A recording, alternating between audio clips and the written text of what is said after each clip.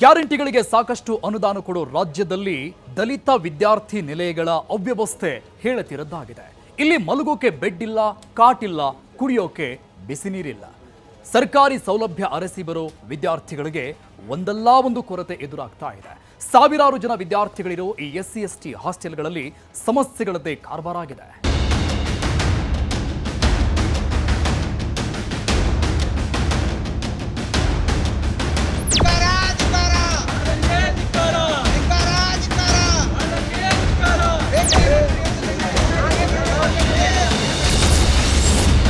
Bed ಇಲ್ಲ, ಬಿಸಿ ನೀರಿಲ್ಲ, ಕುಡಿಯೋ ನೀರಿಗೂ ಬರ.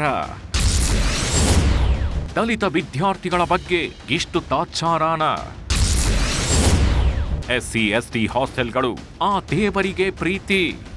ಇದು ರಾಜ್ಯದ ಪರಿಶಿಷ್ಟ ಜಾತಿ, ಪರಿಶಿಷ್ಟ ಪಂಗಡಗಳ ವೃತ್ತಿಪರ ವಿದ್ಯಾರ್ಥಿಗಳಿರೋ ಹಾಸ್ಟೆಲ್ನ ದುರಾವಸ್ಥೆ. ಮಲಗೋದಕ್ಕೆ ಬೆಡ್ ಇಲ್ಲ, ಬೆಡ್ ಇದ್ರೆ ಕಾಟ್ ಇಲ್ಲ, ಕುಡಿಯೋದಕ್ಕೆ ನೀರಿಲ್ಲ. ವಿದ್ಯಾರ್ಥಿಗಳು ನೆಲದ ಮೇಲೆ ಮಲಗಬೇಕಾಗಿದೆ. ಶುದ್ಧ ನೀರಿಲ್ಲದೆ ಅನಾರೋಗ್ಯಕ್ಕೀಡಾಗಬೇಕಾದ ದುರಾವಸ್ಥೆಗಿದೆ.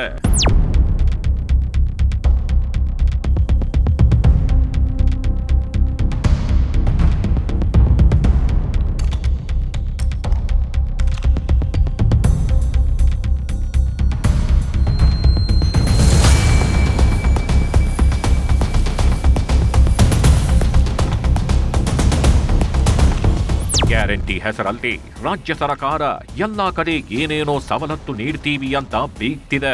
ಆದ್ರೆ ವಸತಿ ನಿಲಯದ ವಿದ್ಯಾರ್ಥಿಗಳಿಗೆ ಸಿಗ್ತಿಲ್ಲ ಸೌಲಭ್ಯದ ಗ್ಯಾರಂಟಿ. SC/ST ವಿದ್ಯಾರ್ಥಿಗಳಿಗೆ ಹಾಸಿಗೆ ಮಂಚದ ಗ್ಯಾರಂಟಿ ಸಿಗ್ತಿಲ್ಲ. ರಾಜ್ಯದ ಹಲವು SC/ST ವಸತಿ ನಿಲಯಗಳಲ್ಲಿ ನ್ಯೂಸ್ 18 ರಿಯಾಲಿಟಿ ಚೆಕ್ ಮಾಡಿದ್ದು ಹಲವಾರು ಕುಂದುಕೊರತೆಗಳ ದರ್ಶನವಾಗಿದೆ.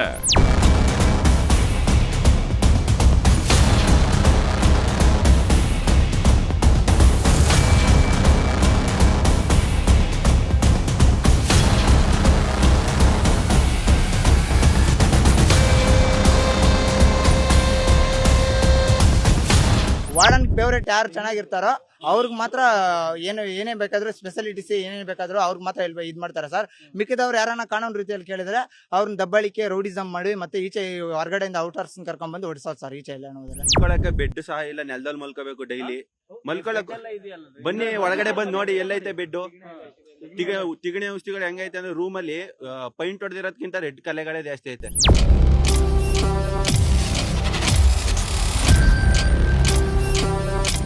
ಇದು HSR ಲೇಔಟ್ ಅಗ್ರ ಹಾಸ್ಟೆಲ್ ಅಂತ ಸಮಾಜ ಕಲ್ಯಾಣ ಇಲಾಖೆ ಕೆಳಗಡೆ ಬರುತ್ತೆ.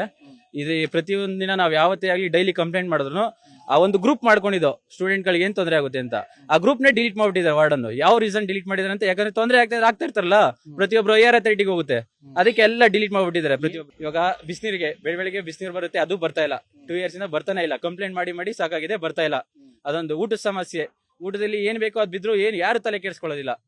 ನಮ್ಮ SC/ST ಸಮುದಾಯಕ್ಕೆ ಎಲ್ಲ ತೊಂದರೆ ಇದೇ ತರ ಆಗ್ತಾರೆ ಸರ್. ಯಾರು ತಲೆ ಕೆಡಿಸ್ಕೊತಾ ಇಲ್ಲ. ದಲಿತ ವಿದ್ಯಾರ್ಥಿಗಳೆಂದರೆ ಯಾಕಿಷ್ಟು ತಾತ್ಸಾರ? ಸಮಾಜ ಕಲ್ಯಾಣ ಇಲಾಖೆ ಸಚಿವರೇ ಏನಿದು? SC/ST ಹಾಸ್ಟೆಲ್ಗಳ ದುಸ್ಥಿತಿ ಹೇಗಿದೆ ಗೊತ್ತಾ? ಇದು ರಾಜ್ಯದ ಬಹುತೇಕ SC/ST ವಿದ್ಯಾರ್ಥಿ ನಿಲಯಗಳ ದುರಾವಸ್ಥೆ. ಹಾಸ್ಟೆಲ್ಗಳಲ್ಲಿ ಕಾಟ್ ಇದೆ, ಬೆಡ್ ಭಾಗ್ಯ ಇಲ್ಲ. ಒಂದಲ್ಲ ಎರಡಲ್ಲ. ಬೆಂಗಳೂರಲ್ಲಂತೂ ಕಳೆದ 4 ವರ್ಷಗಳಿಂದ ಇದೇ ಸಮಸ್ಯೆ ಇದೆ. ಬೆಂಗಳೂರು ಮಾತ್ರವಲ್ಲ, ಇಡೀ ರಾಜ್ಯದಲ್ಲೇ ಈ ಸಮಸ್ಯೆ ತಾಂಡವವಾಡ್ತಿದೆ.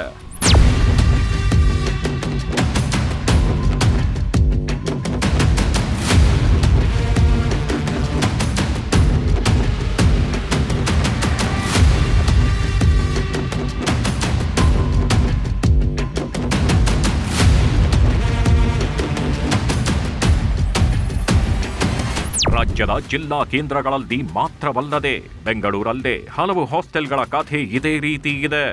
ಬೆಂಗಳೂರಿನ HSR ಲೇಔಟ್ನಲ್ಲಿರುವ SC/ST ಹಾಸ್ಟೆಲ್ನಲ್ಲಿ 350 ವಿದ್ಯಾರ್ಥಿಗಳಿಗೆ ಕೇವಲ 90 ಹಳೆಯ ಬೆಡ್ಡುಗಳು ಮಾತ್ರ ಆಗಿವೆ. ಚಾಪೆ ಮೇಲೆಯೇ ವಿದ್ಯಾರ್ಥಿಗಳು ಮಲಗುವಂತಹ ಪರಿಸ್ಥಿತಿ ಇದೆ. ಸೋಲಾರ್ ವ್ಯವಸ್ಥೆ ಇದ್ರೂ ಬಿಸಿ ನೀರು ಬರೋದಿಲ್ಲ. ವಾಟರ್ ಫಿಲ್ಟರ್ ಇದ್ರೂ ಸಹ ನೀರು ಬಂದಾಗಿದೆ. ಅಲ್ಲದೆ ವಿದ್ಯಾರ್ಥಿಗಳಿಗೆ ಗುಣಮಟ್ಟದ ಊಟ ಕೊಡ್ತಿಲ್ಲ. ಜೊತೆಗೆ ಹಾಸ್ಟೆಲ್ಗಳಲ್ಲಿ ತಿಗಣೆಗಳ ಕಾಟ, ಸ್ವಚ್ಛತೆಯೇ ಇಲ್ಲ ಅನ್ನೋ ಮೊದಲಾದ ದೂರುಗಳಿವೆ. ಸರ್, ಊಟದ್ದು ಹಳೆ ಫೋಟೋಗಳು ಅವೆಲ್ಲ ನಾನು ಬಂದ್ಮೇಲೆ 2 ವರ್ಷ ಆಯ್ತು. ನಾನು ಬಂದು 2 ವರ್ಷದಿಂದ ಯಾವ್ದು ಪ್ರಾಬ್ಲಮ್ ಇಲ್ಲ. ಸಣ್ಣ ಪುಟ್ಟ ಬಂದಿದ್ರೆ ಅದು ಸರಿ ಮಾಡ್ಕೊಂಡಿದೀವಿ. ಕುಡಿಯೋ ನೀರು ಹೋದ್ ತಿಂಗಳು ಫಿಲ್ಟರ್ ನಾನೇ ರೆಡಿ ಮಾಡಿಸಿದ್ದೀನಿ. ನೆನ್ನೆನೂ ನಾನೇ ರೆಡಿ ಮಾಡಿಸಿದ್ದೀನಿ ಫಿಲ್ಟರ್. ಅದು GPS ಫೋಟೋ ಇದೆ ನನ್ನ ಹತ್ರ, ಅದೆಲ್ಲ ಇದೆ. ನಮ್ಮ ತಾಲೂಕು ಸಮಾಜ ಕಲ್ಯಾಣ ಅಧಿಕಾರಿಗಳು ಇದಾರಲ್ಲ, ಅವ್ರ ಜೊತೆ ನಾವೇ ರೈಡ್ ಮಾಡಿದೀವಿ. ಅವ್ರನ್ನ ಪೊಲೀಸ್ಗೆ ಹೋಗಿ ಕಂಪ್ಲೇಂಟ್ ಕೊಟ್ಟಿದ್ದೀವಿ. 8 ಜನ ಸಿಕ್ಕಿದ್ರು ನಮ್ಗೆ. ನೆಕ್ಸ್ಟ್ 8 ಜನ ಸಿಕ್ಕಿದ್ಮೇಲೆ ನಿನ್ನೆ 3 ಜನ ಸಿಕ್ಕಿದ್ರು.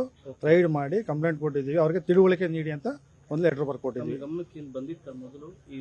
ನಾವು ಪ್ರತಿ ತಿಂಗಳು 3 ತಿಂಗಳಿಗೆ ಒಂದ್ಸಲಿ ಎಲ್ಲ ರೈಡ್ ನಾನು ಬರ್ತಾ ಇದ್ದೀನಿ.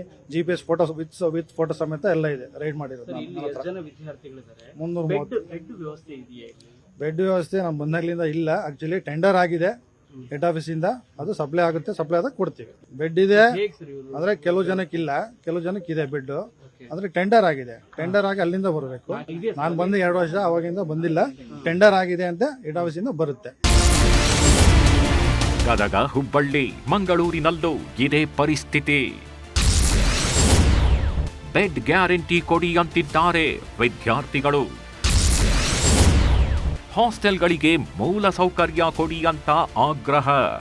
ಬೆಂಗಳೂರಿನ ಹಾಸ್ಟೆಲ್ಗಳ ಕತೆ ಹೀಗಿದ್ರೆ, ಇನ್ನು ಗದಗ, ಹುಬ್ಬಳ್ಳಿ, ಮಂಗಳೂರಿನ SC/ST ವಿದ್ಯಾರ್ಥಿ ನಿಲಯಗಳ ಪರಿಸ್ಥಿತಿಯಂತೂ ಇದೇ ಆಗಿದೆ. ವಿದ್ಯಾರ್ಥಿಗಳು ಬೆಡ್ ಗ್ಯಾರಂಟಿ ಕೊಡಿ, ಹಾಸ್ಟೆಲ್ಗಳಿಗೆ ಮೂಲ ಸೌಕರ್ಯ ಕಲ್ಪಿಸಿಕೊಡಿ ಅಂತ ಆಗ್ರಹಿಸುತ್ತಿದ್ದಾರೆ. ವಿದ್ಯಾರ್ಥಿಗಳು ಚಾಪೆ ಅಥವಾ ಜಮಖಾನೆ ಹಾಕಿಕೊಂಡು ಮಲಗೋ ಅನಿವಾರ್ಯತೆ ಸೃಷ್ಟಿಯಾಗಿದೆ. ಎಲ್ಲರಿಗೂ ಬೆಡ್ ಮತ್ತು ಕಾಟ್ ಸೌಲಭ್ಯ ಕೊಡುವಂತೆ ವಿದ್ಯಾರ್ಥಿಗಳು ಮನವಿ ಮಾಡಿದ್ದಾರೆ. ಈಗ ಪ್ರೆಸೆಂಟ್ ಆಗಿ ಅಂತೂ ಅದೇ ಇರ್ಬೋದ್ರಿ. ಯಾಕಂದ್ರೆ ಇನ್ನ ಹೊಸದಾಗಿ ಹಾಸಿಗೆ ಅಂತೂ ಏನು ಬಂದಂಗಂತೂ ಇಲ್ರಿ.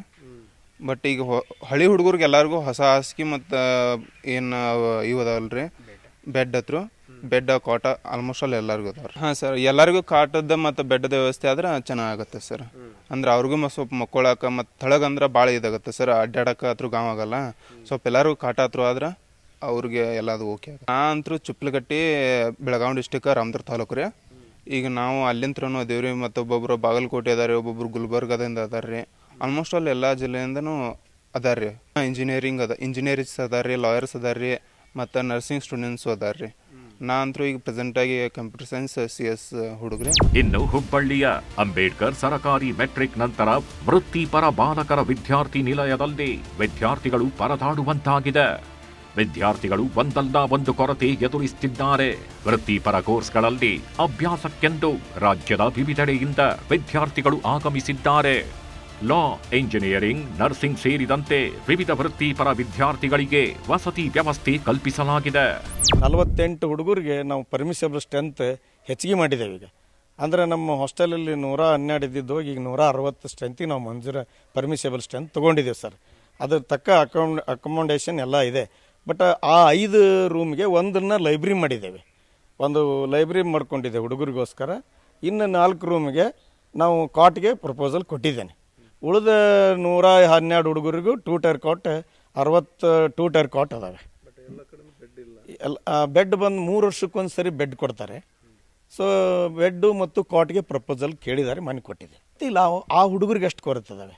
ಈಗೇನು ಹೊಸ ಕೋಣೆ ಓಪನ್ ಮಾಡಿದ್ದೇವಲ್ಲ ಕೋಣೆಗಳನ್ನು, ಆ ಕೋಣೆಯಲ್ಲಿ ಎವ್ರಿ ಒನ್ ಕಾಟು ಇಲ್ಲ, ಬೆಡ್ಡು ಇಲ್ಲ. ಈಗ ಹೊಸದಾಗಿ ಬರ್ತಕ್ಕಂಥ ಹುಡುಗರಿಗೆ, ಹಳೆ ವಿದ್ಯಾರ್ಥಿಗಳಿಗೆ ಯಾವುದೇ ಬೆಡ್ ಆಗಲಿ ಕಾಟ್ ಆಗಲಿ ಯಾವುದೂ ತೊಂದರೆ ಇಲ್ಲ. ಹಾಸ್ಟೆಲ್ನಲ್ಲಿ ಒಟ್ಟು 160 ವಿದ್ಯಾರ್ಥಿಗಳಿಗೆ ವಸತಿ ವ್ಯವಸ್ಥೆಗೆ ಅವಕಾಶ ಕಲ್ಪಿಸಲಾಗಿದೆ. ಈ ಪೈಕಿ 100 ವಿದ್ಯಾರ್ಥಿಗಳಿಗೆ ಮಾತ್ರ ಬೆಡ್ ಸೌಲಭ್ಯವಿದೆ. ಉಳಿದ 60 ವಿದ್ಯಾರ್ಥಿಗಳಿಗೆ ಬೆಡ್ಡೂ ಇಲ್ಲ, ಮಂಚವೂ ಇಲ್ಲ ಎನ್ನುವಂತಾಗಿದೆ. ಹೊಸದಾಗಿ ಆರಂಭಿಸಿರೋ ರೂಮ್ಗಳಲ್ಲಿ ಬೆಡ್ ಮತ್ತು ಕಾಟ್ಗಳಿಲ್ಲ. ಉಳಿದಂತೆ ಎಲ್ಲಾ ರೂಮ್ಗಳಲ್ಲಿ ಡಬಲ್ ಮಂಚ ಮತ್ತು ಹಾಸಿಗೆ ವ್ಯವಸ್ಥೆ ಇದೆ. ಉಳಿದವರಿಗೂ ಬೆಡ್ ಮತ್ತು ಕಾಟ್ ಕೊಡಲು ಸರಕಾರಕ್ಕೆ ಪ್ರಸ್ತಾವನೆ ಸಲ್ಲಿಸಲಾಗಿದೆ. ಆದಷ್ಟು ಬೇಗ ಉಳಿದವರಿಗೂ ಬೆಡ್ ಮತ್ತು ಕಾಟ್ ವ್ಯವಸ್ಥೆ ಮಾಡೋದಾಗಿ ವಸತಿ ನಿಲಯದ ವಾರ್ಡನ್ ಬಸವರಾಜ್ ದುಂಡು ನ್ಯೂಸ್ 18ಗೆ ಮಾಹಿತಿ ನೀಡಿದ್ದಾರೆ.